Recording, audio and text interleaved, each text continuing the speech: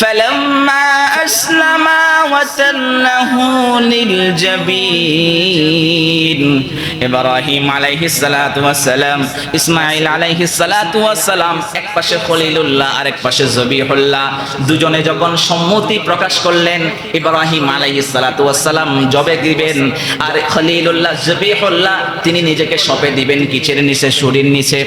ওয়াতাল্লাহু লিল জাবিন, তাকে কাজ বাস্তবায়নের ক্ষেত্রে তুমি নিজে কতটুকু প্রস্তুত? আমি আল্লাহ তো তোমার মাঝে সেই প্রস্তুতি দেখেছি, আমি আল্লাহ তো এই জিনিসটা দেখেছি। আমি আল্লাহ তোমাকে মূলত পরীক্ষা করেছিলাম। এতদিন তো তুমি সন্তান হারাছিলে, 80 বছর কোনো সন্তান পাও নাই, সেজন্য তোমার অন্তরে আমি আল্লাহর ভালোবাসা সব সময় সর্বাধিক ছিল। যখন তুমি সন্তান পেয়ে গেছো, আমি আল্লাহ এবার পরীক্ষা করছিলাম যে কি তোমার কাছে তোমার সন্তানের বেশি দাম নাকি আমি আল্লাহর দাম? তোমার অন্তরে আমি আল্লাহর ভালোবাসা বেশি নাকি তোমার সন্তানের ভালোবাসা বেশি? এই জিনিসটা পরীক্ষা করার জন্য মূলত আমি আল্লাহ সুবহানাহু ওয়া তাআলা তোমাকে এই আদেশ দিয়েছিলাম যে দেখি তোমার অন্তরে আমি আল্লাহর জন্য ভালোবাসা বেশি নাকি সদ্যপ্রাপ্ত তোমার সন্তানের জন্য ভালোবাসা বেশি। এই জিনিসটা পরীক্ষা করার জন্য মূলত আমি ইসমাঈলকে কুরবান করে দিতে বললাম। সুতরাং তুমি তোমার কাজ সত্য প্রমাণিত করেছো। তোমার সন্তান কি করা যাবে না, কি করতে হবে না, জবেহ করতে হবে না। ইন্না কাযালিকা নাজজিল মুহসিনিন, নিশ্চয় আমি সৎকর্মশীল যারা আছে তাদেরকে এভাবেই পুরস্কৃত করি। ইন হাযা লাহুয়াল বালাউল মুবিন, এটা ছিল সুস্পষ্ট একটা পরীক্ষা ছিল। এটা কি একটা সুস্পষ্ট পরীক্ষা ছিল। ওয়াফাদাইনাহু বিযিবহিন আযীম, এরপরে এবং আমি তাকে এক মহৎ কুরবানির মাধ্যমে মুক্ত করলাম। আমার আল্লাহ সুবহানাহু ওয়া তাআলা যে জান্নাত থেকে এক বিশাল গরু বা বিশাল এক প্রাণী পাঠিয়ে দিলেন ইব্রাহিম আলাইহিস সালাতু ওয়াস সালামের পরিবর্তে। হযরত ইব্রাহিম আলাইহিস সালাতু ওয়াস সালাম জবিহুল্লাহর পরিবর্তে সেই বড় প্রাণীর গলার মধ্যে তিনি ছুরিয়ে বসিয়ে দিলেন, এবং সেখান থেকে আজকের পর্যন্ত এবং কিয়ামত পর্যন্ত যে কুরবানি যে জিনিসটা দিয়ে করতে হবে সেই জিনিসটা হলো কি? পশু। সেই জিনিসটা হবে কি? পশু। রমাদান মাস শেষ হয়ে গেল, যে মাসে আমরা তাকওয়ার মাস হিসেবে চিনি, সেই মাসের পরে আমরা আরেকটি মাস শাওয়াল। এই শাওয়ালের প্রথম তারিখটা আমরা ঈদুল ফিতর হিসাবে খুশি উদযাপন করি। পাশাপাশি আমরা সামনে আরো একটা ঈদকে স্বাগত জানানোর জন্য অপেক্ষা করছি। সেই ঈদের নাম কি?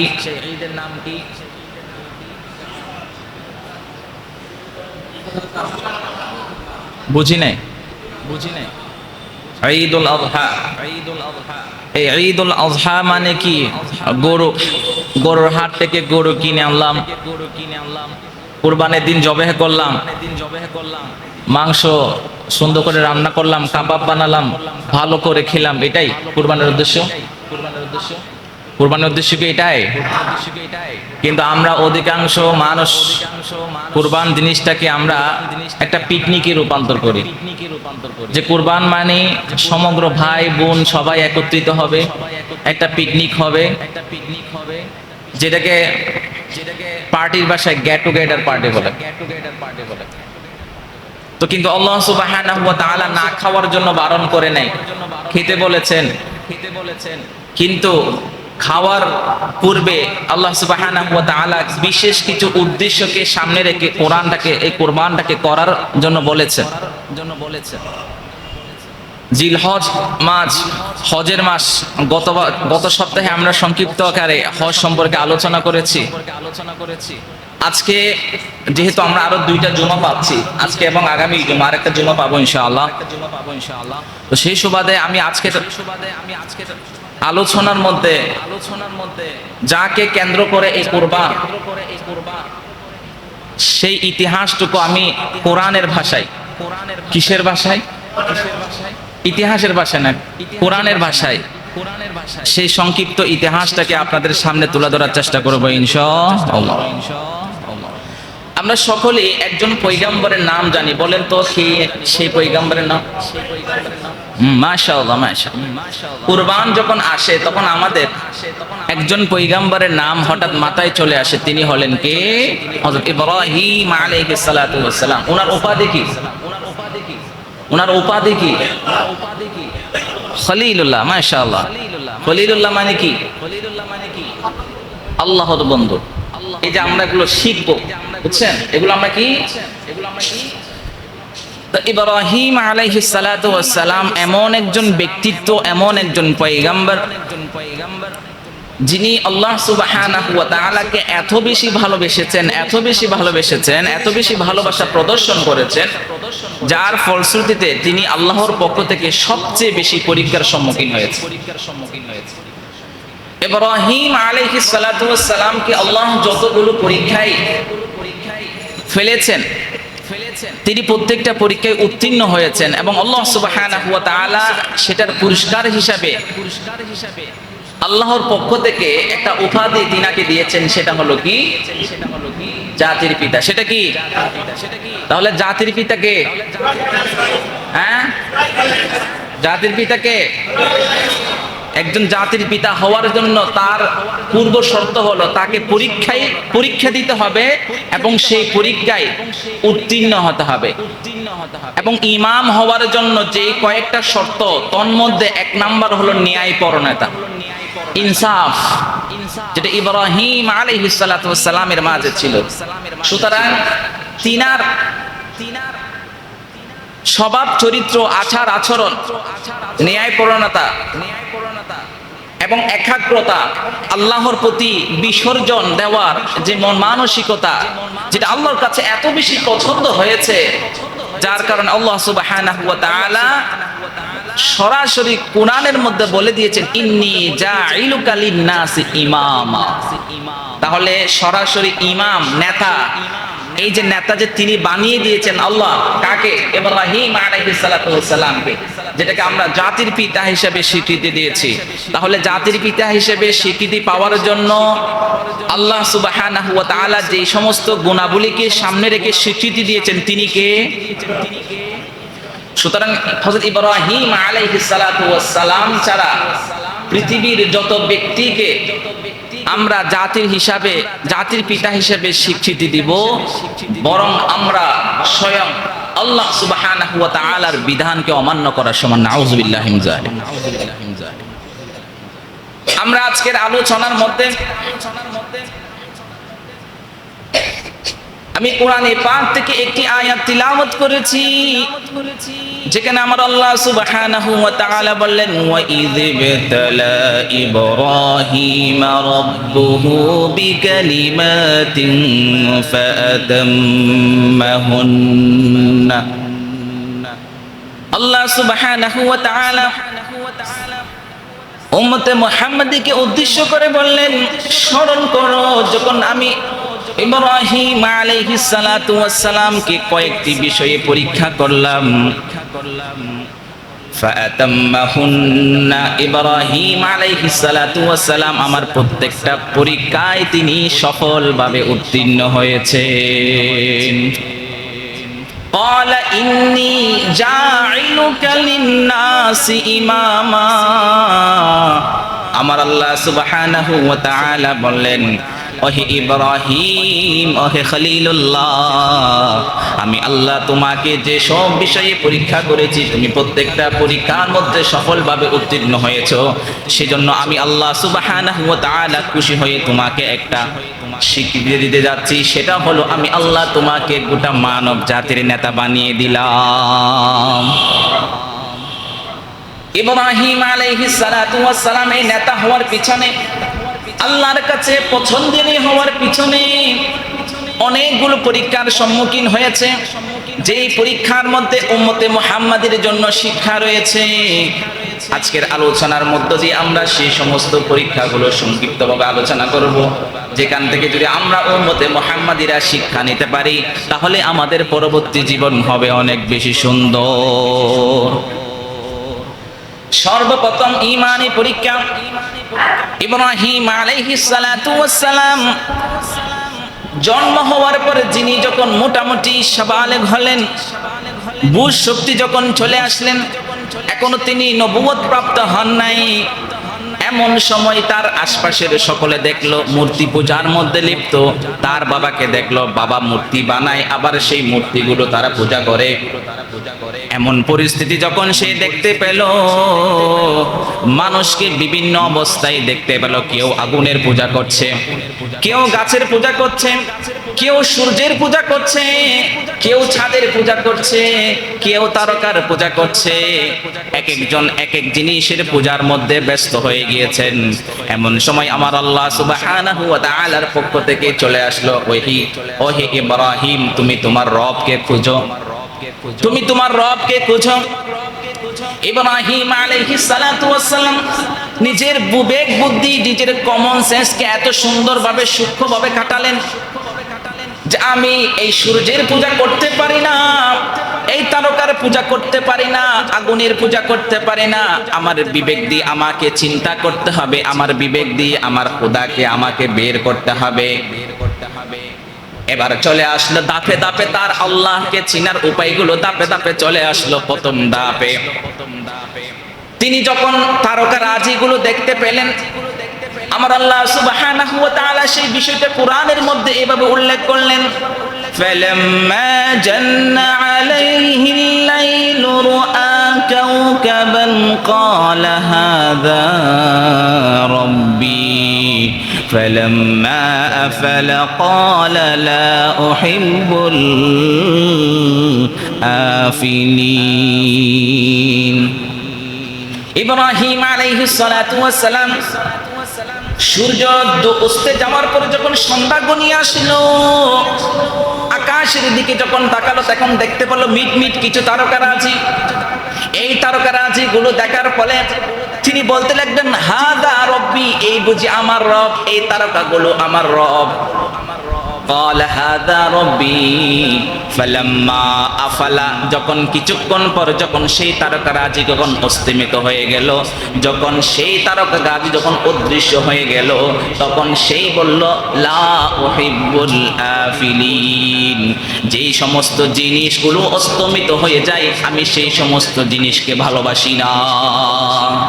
কারণ যিনি রব হবেন তিনি হবেন স্থায়িত্ব, তিনি কখনো অদৃশ্য হবেন না, তিনি সর্ব অবস্থায় আমার চোখের সামনে থাকবেন। যেহেতু এই তারকারাজি অস্থায়ী, মুহূর্তের মধ্যে অদৃশ্য হয়ে গেল, সুতরাং এ কখনো আমার রব হতে পারে না। এরপরে তিনি দ্বিতীয় ধাপের মধ্যে দেখলেন, যখন একটু আরেকটু যখন রাত ঘনিয়ে আসলো তখন তিনি দেখতে পেল আকাশের মধ্যে বিশাল এক চাঁদ। চাঁদের সেই উজ্জ্বল মৃদু আলো যখন সে অনুভব করলো, আমার আল্লাহ সুবহানাহু ওয়া তাআলা সেটাও কোরআনের মধ্যে গিয়ে বললেন, ফালাম্মা রাআল কমারা বাযিগান ক্বালা হাযা রাব্বি ফালাম্মা আফালা ক্বালা লাইন লাম ইয়াহদিনি রাব্বি লাআকুনান্না মিনাল কওমিন দাল্লিন। এরপরে তিনি যখন আকাশের মধ্যে চাঁদকে দেখতে পেলেন, চাঁদকে দেখার সাথে সাথে তিনি বললেন, ক্বালা হাযা রাব্বি, এই চাঁদ হলো আমার রব। যখন কিছুক্ষণ পর ফালাম্মা আফালা, যখন সেই চাঁদ আবার ডুবে গেল, সেই চাঁদ আবার যখন অস্তমিত হয়ে গেল, ক্বালা লাইন লাম ইয়াহদিনি লাআকুনান্না মিনাল কওমিদ দাল্লিন। যখন সেই চাঁদ যখন অস্তমিত, দ্বিতীয়বার তিনি চাঁদকে খোদা মানলেন, পরবর্তী আবার ব্যর্থ হলেন যখন চাঁদ ডুবে গেল। তৃতীয় ধাপে তিনি আরো বেশি চিন্তায় পড়ে গেলেন, আরো বেশি গবেষণা করতে লাগলেন আমার রব কোথায়। যখন সুবহ সাদিক উদিত হওয়ার পরে, যখন সকাল বেলায় যখন পূর্ব দিকে যখন সেই চাঁদ সেই সূর্য যখন উদিত হলো, বিশাল এই সূর্য যখন পুরো দুনিয়াটাকে যখন আলোকিত করে ফেললো, এই জিনিসটা দেখার পর সেই বিষয়টা আমার আল্লাহ কোরআনের মধ্যে বললেন, ফালাম্মা রাআশ শামসা বাযিগাতান ক্বালা হাযা রাব্বি হাযা আকবার। যখন ইব্রাহিম আলাইহিস সালাতু ওয়াস সালাম সকাল বেলায় সূর্য উদিত হওয়ার বিষয়টি যখন দেখলেন, এরপরে তিনি বললেন হাদা রব্বি, এটা আমার প্রভু। কেন? হাদা আকবার, এটা দেখতেও অনেক বড়, সুতরাং এটাই আমার প্রভু হবে, যেহেতু এটাই আলোকিত এবং পুরা দুনিয়া অন্ধকার জায়গাটাকে পুরো আলোকিত করে দিয়েছে। ফালাম্মা আফালাত, যখন সন্ধ্যা গনিয়ে আসলো, বিকাল যখন গনিয়ে আসলো, সেই সূর্য যখন আবার অস্তমিত হয়ে গেল, সূর্য যখন ডুবিয়ে গেল, তখন সেই তার কওমকে উদ্দেশ্য করে বললেন ক্বালা ইয়া কওমি ইন্নী বারীউম মিম্মা তুশরিকুন। এরপরে যখন সূর্য যখন ডুবে গেল, তখন সে তার জাতি এবং কওমকে উদ্দেশ্য করে বললেন, হে আমার কওম, আমি তো তাদের থেকে সম্পূর্ণ মুক্ত, আমি তো সেই সমস্ত মূর্তিগুলা পূজা করা থেকে সম্পূর্ণ মুক্ত, যেই সমস্ত মূর্তিগুলা তোমরা নিজেদের খোদা হিসাবে তোমরা পূজা করো। যখন ইব্রাহিম আলাইহিস সালাতু ওয়াস সালাম প্রথমে তারকাকে খোদা মানলেন, ব্যর্থ হলেন, এরপরে চাঁদকে খোদা মানলেন, ব্যর্থ হলেন, এরপরে সূর্যকে খোদা মানলেন, ব্যর্থ হলেন, কারণ সবগুলো অস্থায়ী। এরপরে তিনি একটা সিদ্ধান্তের মধ্যে চলে আসলেন, বিবেককে কাজে লাগিয়ে, কমন সেন্সকে কাজে লাগিয়ে তিনি সিদ্ধান্তের মধ্যে চলে আসলেন, ইন্নী ওয়াজজাহাতু ওয়াজহিয়া লিল্লাযী ফাতারাস সামাওয়াতি ওয়াল আরদা হানিফান ওয়া মা আনা মিনাল মুশরিকিন। আল্লাহু আকবার। এরাই তো পয়গম্বর। পয়গম্বর কি এমনি এমনি হয়েছে? সামনে এতগুলো অপশন ছিল, অন্ধের মতো কোনো অপশনকে হুট করে বেছে নেয় নাই। আমাদের সামনে অনেকগুলো নেতার অপশন থাকবে, অনেকগুলো দলের অপশন থাকবে। আমার আল্লাহ আমাকে বিবেক দিয়েছেন, কোন দলের মধ্যে আমি আমার নাম লেখাবো, কোন নেতার পিছনে আমি দৌড়াবো, কোন নেতাকে আমি নিজের আদর্শ বানাবো। ও উম্মতে মুহাম্মাদি, এই ইব্রাহিম আলাইহিস সালাতু ওয়াস সালামের এই ঈমানি পরীক্ষার থেকে আমাদের জন্য শিক্ষা রয়েছে। প্রত্যেকটা বিষয়ের সিদ্ধান্ত নেওয়ার ক্ষেত্রে নিজের জ্ঞানকে যথাযথ কাজে লাগাতে হবে, অন্ধভক্তি চলবে না। আমাদের বর্তমান বাংলাদেশের রাজনৈতিক প্রেক্ষাপট একেবারেই ভিন্ন। অন্ধ রাজনীতি চলে এখানে, কঠোরতা। নেতা দোষ করেছে, নেতা দোষ করেছে, না আমার নেতা দোষ করতে পারে না, কারণ আমার নেতা তো ফেরেশতা, নাউযুবিল্লাহি মিন যালিক।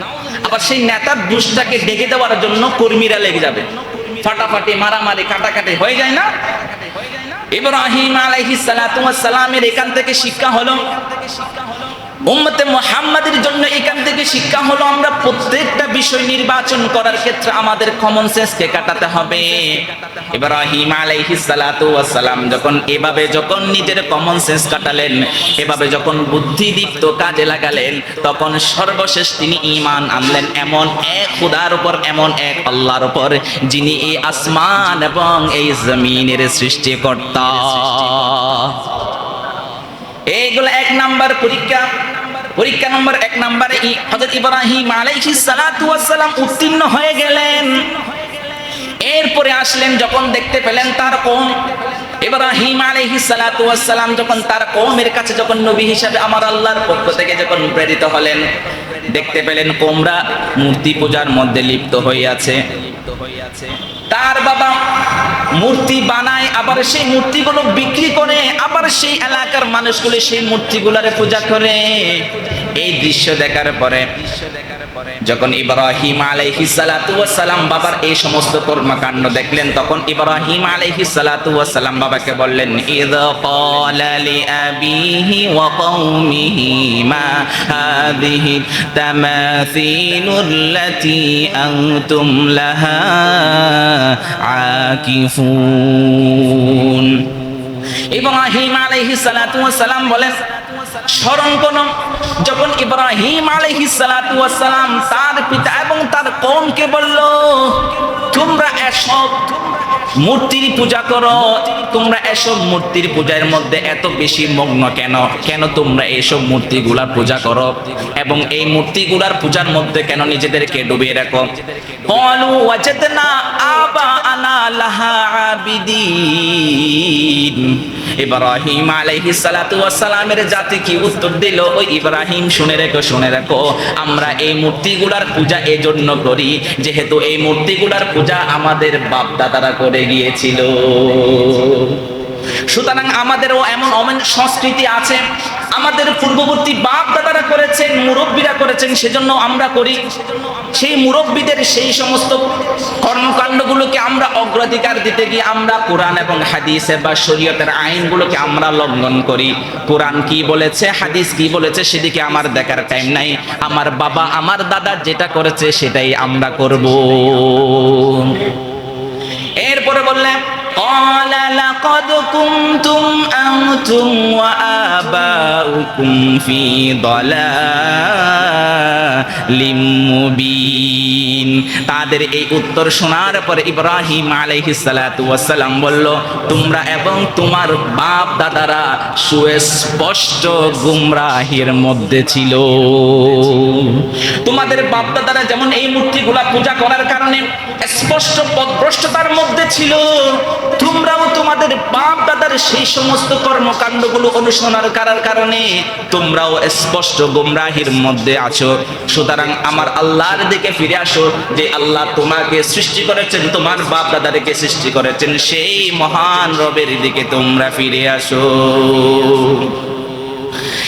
এরপরে যখন তাদেরকে এভাবে দাওয়াত দেওয়ার পরও তারা যখন তাদের অবস্থানে যখন অনড় হয়ে আছে, অবস্থান থেকে নড়বে না, মূর্তি পূজা করছে, মূর্তি পূজার মধ্যে লেগে থাকবে, তখন ইব্রাহিম আলাইহিস সালাতু ওয়াস সালাম বললেন, ওয়াতাল্লাহি লাআকিদান্না আসনামাকুম বা'দা আন তুওয়াল্লু মুদবিরিন।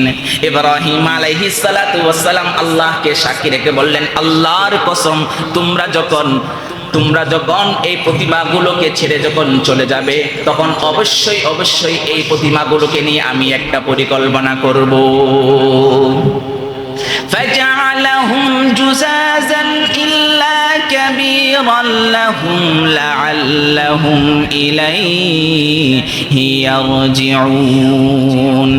এরপরে যখন সেই উম্মতেরা, সেই জাতিরা যখন একটা মেলার মধ্যে যখন গেল, মূর্তিগুলা মন্দিরের মধ্যে রয়ে গেল, এমন সময় যখন সকল জাতি যখন মেলার মধ্যে চলে গেল, এমন সময় ইব্রাহিম আলাইহিস সালাতু ওয়াস সালাম সেই মন্দিরের মধ্যে ঢুকে সমস্ত মূর্তিগুলো ভেঙে টুকরো টুকরো করে দিলেন এবং কোড়ালটা সেই মন্দিরের মধ্যে যেটা বড় মূর্তি আছে সেই মূর্তির খাঁদের মধ্যে লটকিয়ে দিলেন, লাআল্লাহুম ইলাইহি ইয়ারজিউন, যেন তারা ফিরে এসে দেখার পরে বলতে পারে যে না, আমাদের এই বড়টাই ভেঙেছে, আমাদের এই বড়টাই ভেঙেছে। আল্লাহ ভেঙেছে, আল্লাহ।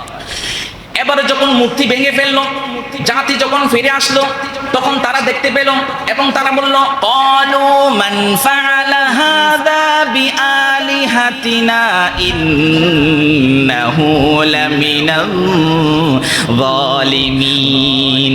মূর্তির দিকে যখন ফিরে আসলো, মূর্তিগুলো যখন ভেঙে চূর্ণ বিচূর্ণ হয়ে আছে, জাতিগুলো বিস্মিত হয়ে গেল, অবাক হয়ে গেল এবং জিজ্ঞাসা করলো, আমাদের এই মূর্তিগুলোর সাথে এমন আচরণ কে করলো? যারা এই কাজগুলো করেছে তারা নিশ্চয়ই জালেম। এটা কাদের কথা? এই জাতির কথা, কারণ তারা তো স্পষ্ট গুমরাহের মধ্যে লিপ্ত। এরপর তাদের মধ্যে কয়েকজন বলল, ক্বালু সামি'না ফাতান ইয়াযকুরুহুম ইউকালু লাহু ইব্রাহিম। তাদের মধ্যে কয়েকজন ব্যক্তি বলতে লাগলো, আমাদের মধ্যে এমন এক যুবক আছে যারা এই মূর্তিগুলা বিষয় নিয়ে কিছু কথা বলেছিল, আমরা শুনেছিলাম সেই ব্যক্তির নাম কি? ইব্রাহিম। আমার আল্লাহ প্রত্যেকটা বিষয় কোরআনের মধ্যে এত সুন্দর স্পষ্টভাবে বলে দিয়েছেন, আল্লাহর কসম অবাক হয়ে যায় এই যখন এই বিষয়গুলো নিয়ে যখন অ্যানালাইসিস করি। কোরআনের মধ্যে এমন কোনো বিষয় নাই যে বিষয়গুলো আমার আল্লাহ পয়েন্ট বাই পয়েন্ট কাফেররা কি বলেছে, মুশরিকরা কি বলেছে, নবী কি বলেছে, একদম পয়েন্ট বাই পয়েন্ট কোরআনের মধ্যে প্রত্যেকটা বিষয় সিরিয়ালি বলে দিয়েছেন। সুবহানাল্লাহ, সুবহানাল্লাহ বলবেন না? এরপর ইব্রাহিমকে ডেকে পাঠালো, ও ইব্রাহিম এদিকে আসো। قالوا فأتوا به على أعين الناس لعلهم يشهدون। সেই জাতিরা বলল, ইব্রাহিমকে জনসম্মুখে নিয়ে আসো, যেন সবাই সেই জনসম্মুখে সাক্ষী হতে পারে। ক্বালু আনতা ফাআলতা হাযা বিআলিহাতিনা ইয়া ইব্রাহিম। যখন তারা ইব্রাহিম আলাইহিস সালাতু ওয়াস সালাম থেকে জিজ্ঞাসা করলো, হে ইব্রাহিম, আমাদের মূর্তিগুলোর এই অবস্থা কি তুমি করেছো? আমাদের এই মূর্তিগুলো যে চূর্ণ বিচূর্ণ হয়েছে, এই অবস্থা কি তুমি করেছো? তখন ইব্রাহিম আলাইহিস সালাতু ওয়াস সালাম বললেন, ক্বালা বাল ফাআলাহু কাবীরুহুম হাযা ফাসআলুহুম। যে মূর্তি বেশি দামি নাকি মানুষ বেশি দামি? হ্যাঁ, মানুষ দামি নাকি মূর্তি দামি? কারণ মানুষ কথা বলতে জানে, নড়াচড়া করতে জানে, এই মূর্তি কি কিছু জানে? লাশাই কিছুই জানে না। তো সেই তুলনায় মূর্তি বড় নাকি মানুষ বড়? তো সেজন্য ইব্রাহিম আলাইহিস সালাতু ওয়াস, আপনাদের মনে হবে কাজটা তো করেছে ইব্রাহিম আলাইহিস সালাতু ওয়াস সালাম, কিন্তু লাগিয়ে দিয়েছে, বাজিয়ে দিয়েছে কে? বড় খোদাকে। তা আপনাদের মনে হবে যে তিনি নিশ্চয়ই মিথ্যা বলেন। না না, এখানে মিথ্যা বলেন নাই, বরং তিনি মান্তিক কাটিয়েছেন যে এই বড় খোদা মানে কি? ক্বালা বাল ফাআলাহু কাবীরুহুম হাযা ফাসআলুহুম ইন কানু ইয়ানতিকুন। তোমাদের বড় খোদা থেকে জিজ্ঞাসা করো যদি সে কি পারে, কথা বলতে জানে। এরপরে তারা কি বললেন? ফারাজাউ ইলা আনফুসিহিম ফাকালু ইন্নাকুম আনতুমুয যালিমুন। এরপরে তারা একে অপরের মধ্যে চিন্তায় পড়ে গেল এবং তারা বলল, তোমরাই তো জালেম।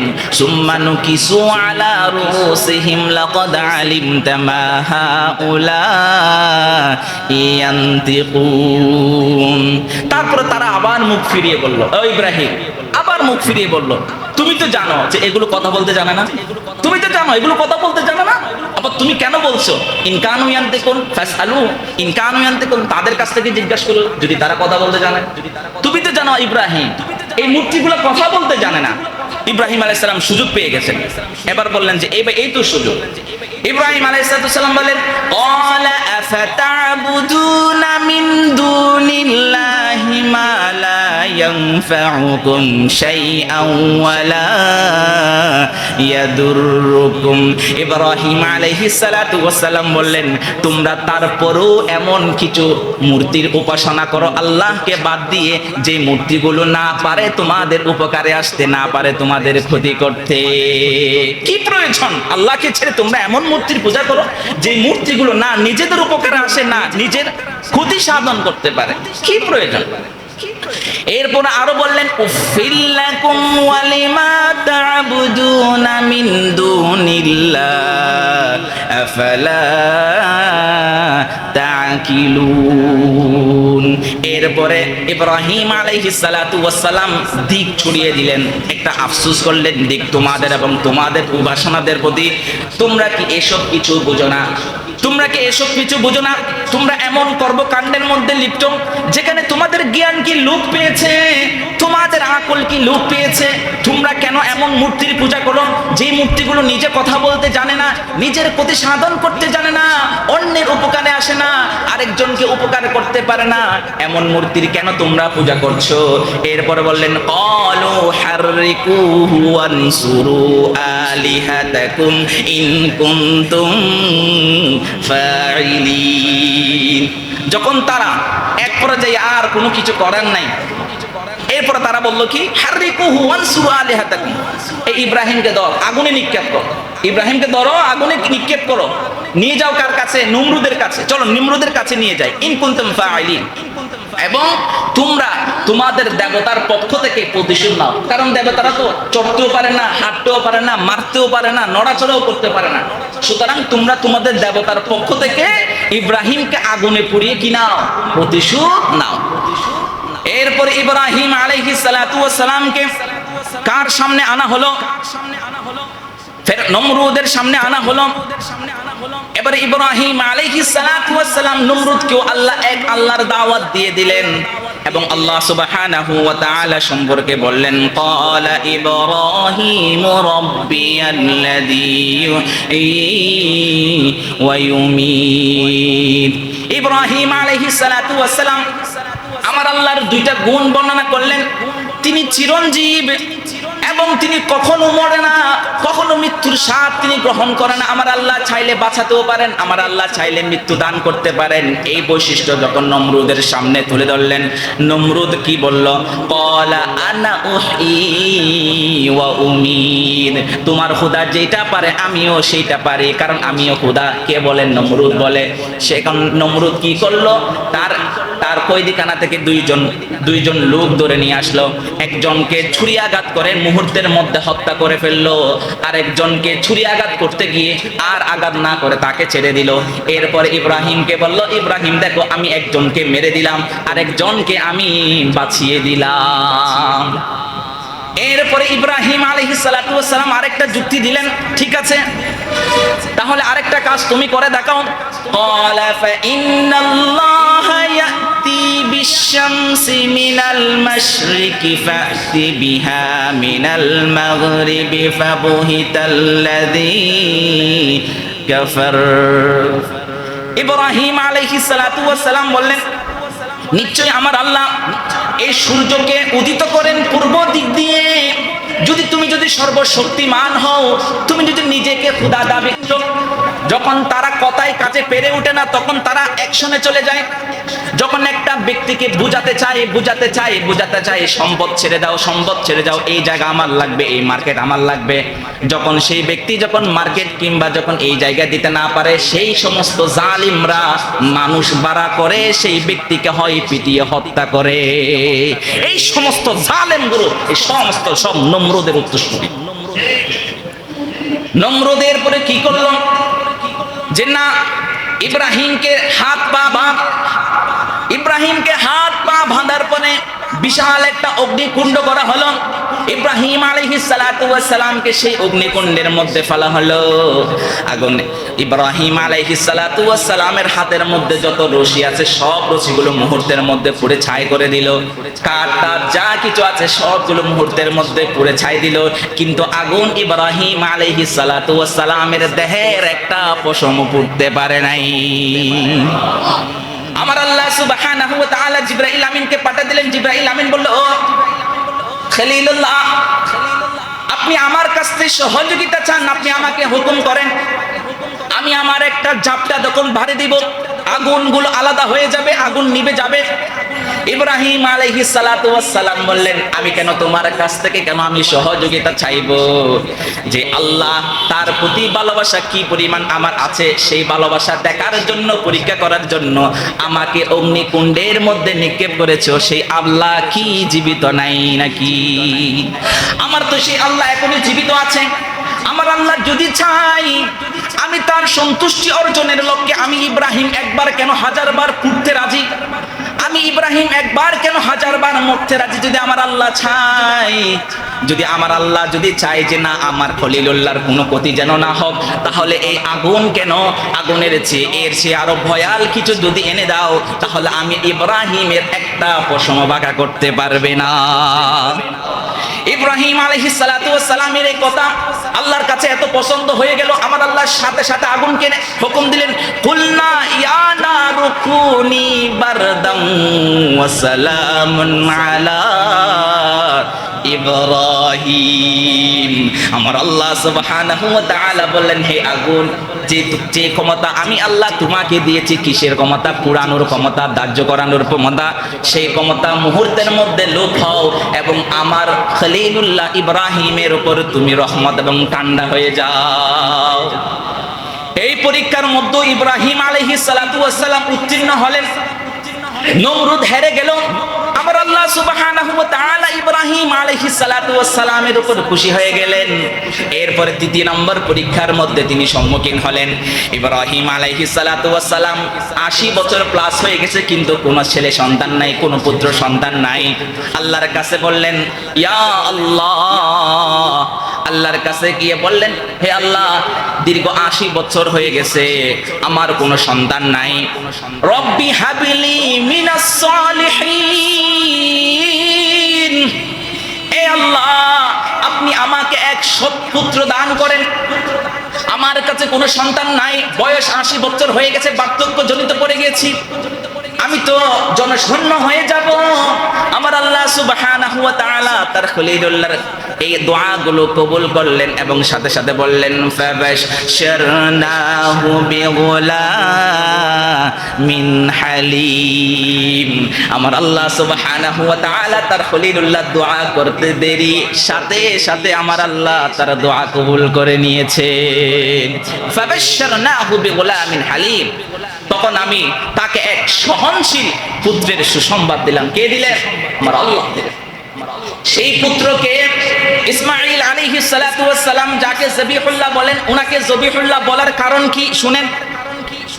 যখন ইব্রাহিম আলাইহিস সালাতু ওয়াস সালাম ভূমিষ্ঠ হলো, হাঁটার মতো যখন বয়স হলো, বাবার হাত ধরে যখন হেঁটে হেঁটে যখন বিভিন্ন জায়গায় যাওয়ার সেই উপক্রম হলো, এক পর্যায়ে ইব্রাহিম আলাইহিস সালাতু ওয়াস সালাম এমন এক মুহূর্তের মধ্যে বলেছেন, যখন এক পর্যায়ে এমন হলো বিষয়টি, যখন ইসমাঈল আলাইহিস সালাতু ওয়াস সালাম হাঁটার মতো বয়স যখন আসলো, আমার আল্লাহ সুবহানাহু ওয়া তাআলার পক্ষ থেকে 3 নাম্বার পরীক্ষা চলে আসলো। ফালাম্মা বালাগা মাআহুস সা'য়া ক্বালা ইয়া বুনাইয়া ইন্নী আরা ফিল মানামি আন্নী আসবাহুক। যখন ইব্রাহিম আলাইহিস সালাতু ওয়াস সালামের ছেলে ইসমাঈল আলাইহিস সালাতু ওয়াস সালাম চলাফেরা করার বয়সে যখন তিনি পৌঁছালেন, এরপরে ইব্রাহিম আলাইহিস সালাতু ওয়াস সালাম তার সন্তানকে বললেন, ক্বালা ইয়া বুনাইয়া, হে আমার আদরের সন্তান, ইন্নী আরা ফিল মানাম, আমি স্বপ্নের মধ্যে দেখছি, আন্নী আসবাহুক, আমি তোমাকে জবেহ করছি। আমি স্বপ্নে দেখলাম আমি তোমাকে জবেহ করছি। ফানজুর মাযা তারা, এই সম্পর্কে তোমার মতামত কি, তোমার রায় কি? এখানে প্রশ্ন জাগতে পারে, হুকুম সরাসরি আসলো কার থেকে? আল্লাহর পক্ষ থেকে। তাহলে আল্লাহর পক্ষ থেকে যখন হুকুম আসলো, ইব্রাহিম আলাইহিস সালাতু ওয়াস সালামের উচিত সন্তানের কাছ থেকে কোন ধরনের মতামত না নিয়ে আল্লাহর হুকুমগুলো সরাসরি বাস্তবায়ন করা। মুফাসসিরিন একরাম লিখেন, এখানে ছেলের কাছ থেকে এই বিষয়টা জিজ্ঞাসা করার মূল অর্থ হলো, এই ছেলে আল্লাহ এবং তার বাবার প্রতি, তার বাবার কথার প্রতি কত বেশি অনুগত, এই বিষয়টা তোলা ধরা। যে আমার এই সন্তান, যাকে আমি আমার আল্লাহর কাছে দোয়া করে চেয়েছি, পেয়েছি, দেখি আমার এই সন্তান আমার প্রতি কত বেশি অনুগত, এই জিনিসটা জানার জন্য ইব্রাহিম আলাইহিস সালাতু ওয়াস সালাম বললেন, ফানজুর মাযা তারা, ওহে আমার বেটা, আল্লাহর পক্ষ থেকে হুকুম আসলো আমি তোমাকে জবেহ করছি, আল্লাহর পক্ষ থেকে হুকুম আসলো আমি তোমাকে কুরবান করছি, তোমার রায় কি, তোমার মতামত কি? সন্তান হলে এমন সন্তান হতে হবে, সন্তান হলে ইসমাঈল আলাইহিস সালাতু ওয়াস সালামের মতো সন্তান হতে হবে। ওনার উত্তরটা কি ছিল?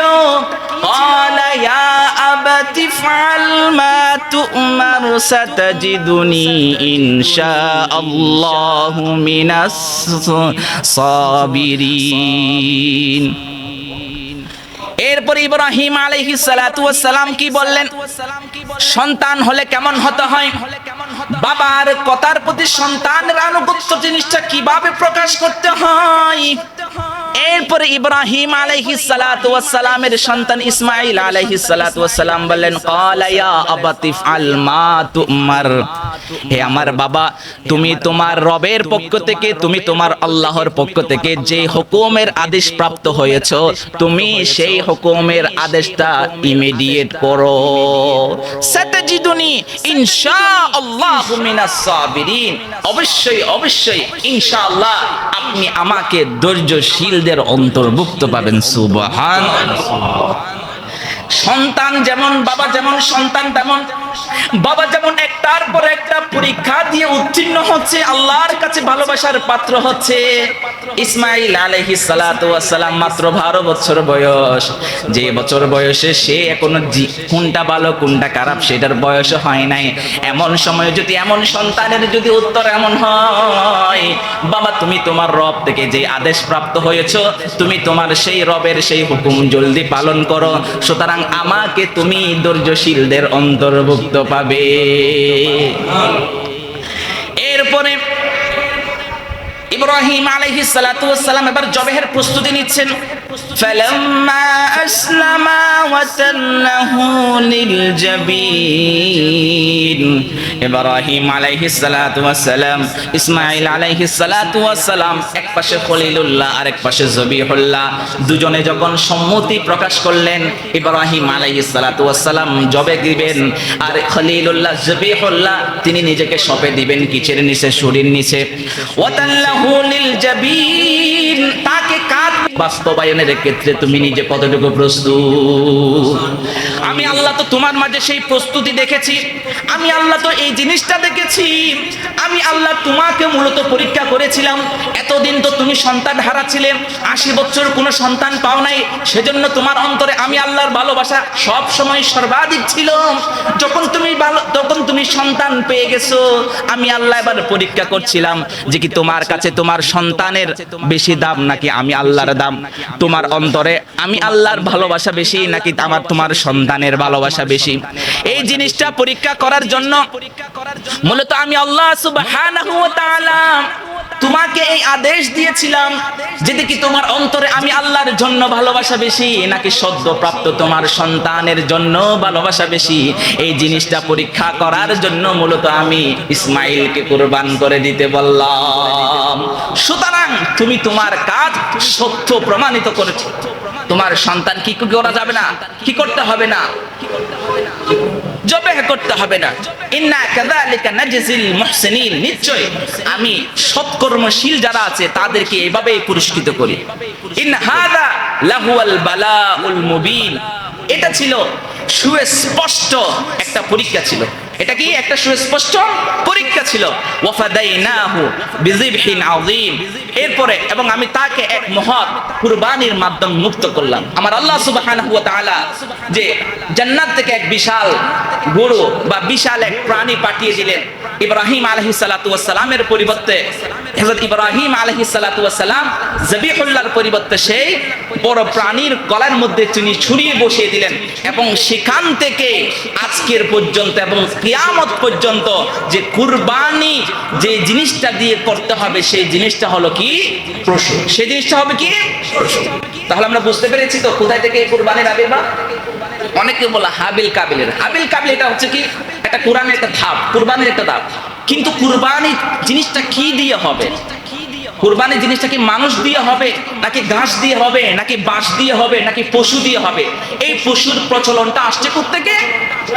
ইব্রাহিম আলাইহিস সালাতু ওয়াস সালাম। তাহলে আমার আল্লাহ সুবহানাহু ওয়া তাআলা এভাবে ইব্রাহিম আলাইহিস সালাতু ওয়াস সালামকে একের পর এক পরীক্ষা করলেন, আর ইব্রাহিম আলাইহিস সালাতু ওয়াস সালাম প্রত্যেকটা পরীক্ষার মধ্যে তিনি কামিয়াব হয়ে গেলেন। এইজন্য আমার আল্লাহ সুবহানাহু ওয়া তাআলা বললেন, ওয়া ইযিবতালা ইব্রাহিম রাব্বুহু বিকালিমাতিন ফাআতাম্মাহুন্না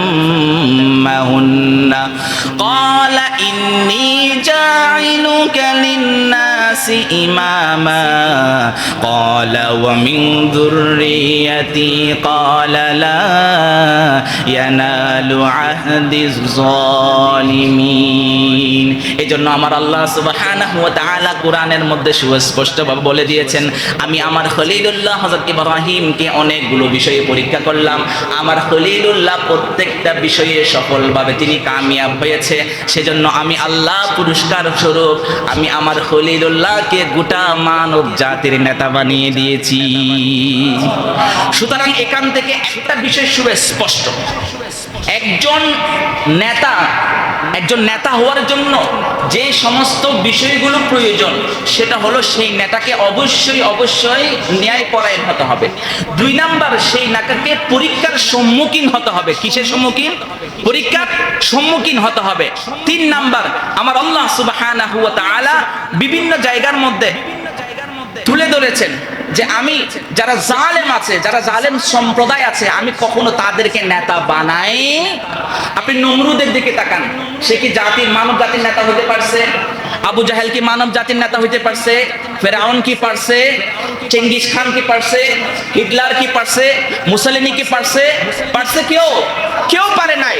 রাজা রামমোহন রায়, রাজা রাজদুর্লভ, ওই মোড় আরো যতগুলো যুগে যুগে যত জালেম ছিল, যুগে যুগে যত বিশ্বাসঘাতক ছিল, মুনাফিক ছিল, তাদের দ্বারা যেমন আমার আল্লাহ এই নেতার এবং কর্মীদের নেন নাই, বরং আমার আল্লাহ সুবহানাহু ওয়া তাআলা যুগে যুগে তাদের পুরা জীবন বৃত্তান্ত ইতিহাসের পাতা থেকে মুছে দিয়েছেন।